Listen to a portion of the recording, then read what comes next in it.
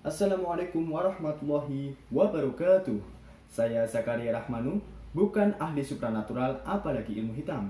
Pada video ini akan menjelaskan bagaimana pesawat terbang dapat terbang berdasarkan fenomena mekanika fluida. Untuk video ini perlengkapan yang dibutuhkan, yang pertama di sini saya ada pesawat terbang, yang mana untuk sayapnya ini nanti akan digunakan untuk menunjukkan mekanika fluida yang terjadi.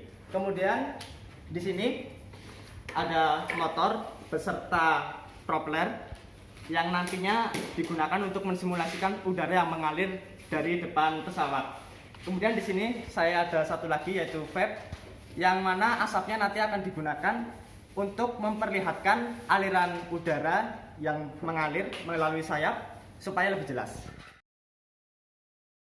Dan di sini kontrol surface-nya untuk aileron segaris dengan sayapnya, dan yang terjadi pada aliran fluidanya adalah seperti ini.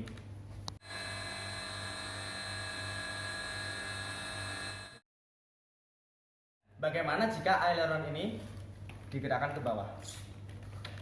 Maka aliran fluidanya seperti ini.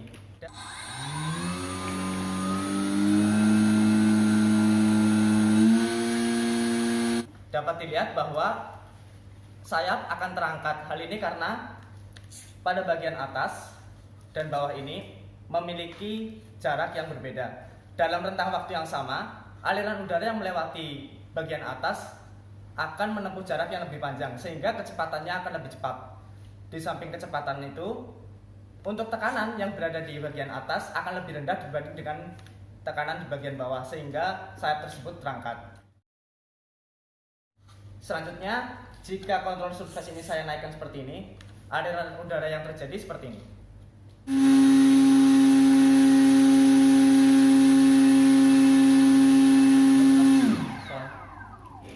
Dapat dilihat bahwa sayap ini turun ke bawah. Hal ini karena jarak tempuh yang di bawah ini lebih panjang dibanding jarak tempuh yang di atas, karena posisi kontrol surface-nya naik. Hal ini menyebabkan kecepatan yang berada di bawah dengan di atas berbeda. Untuk kecepatan yang berada di bawah sayap akan lebih cepat dibanding dengan kecepatan yang di atas. Sedangkan tekanan yang di atas akan lebih tinggi dibanding tekanan yang di bawah, sehingga sayap ini akan bergerak ke bawah. Berdasarkan fenomena tersebut, pesawat terbang dapat terbang akibat gaya yang diatur melalui kontrol surface pada pesawat terbang. Hal ini berkaitan dengan rumus Bernoulli. Berikut adalah persamaan Bernoulli. Notasi 1 merujuk pada posisi di bawah sayap, sedangkan notasi 2 merujuk pada posisi di atas sayap. P adalah tekanan, ρ adalah densitas, V adalah kecepatan, G adalah percepatan gravitasi, dan Z adalah ketinggian. Jika pada persamaan Bernoulli ini diasumsikan bahwa alirannya steady, tidak ada gaya gesek, alirannya sejajar dengan streamline, densitas baik di bawah maupun atas sayap sama, serta ketinggian Z1 sama dengan Z2, mengingat perbandingan ketinggian ini sangat kecil dibandingkan dengan ketinggian pesawat tersebut, maka rumus Bernoulli dapat dilanjutkan menjadi seperti ini. Ini adalah rumus Bernoulli yang tadi, kemudian saya ubah menjadi berbasiskan tekanan, maka setiap ruasnya dikalikan dengan densitas, sehingga persamaannya menjadi seperti ini. Selanjutnya, tekanan saya pindahkan ke ruas kiri dan sisanya berada di ruas kanan, maka persamaannya menjadi seperti ini.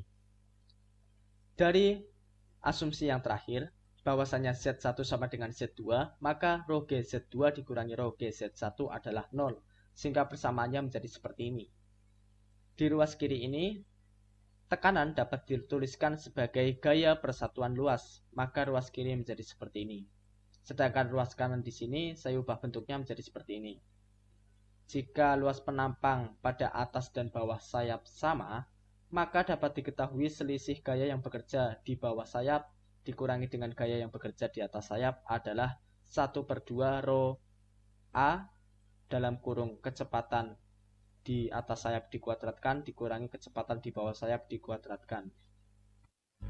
Jika diketahui gaya yang bekerja di bawah yaitu F1 dan gaya yang di atas yaitu F2, maka dapat diketahui pula pergerakan dari sayap tersebut. Jika F1 lebih besar daripada F2, maka sayap tersebut akan naik. Sedangkan jika F2 yang lebih besar, maka sayap tersebut akan turun. Sekian video dari saya. Wassalamualaikum warahmatullahi wabarakatuh.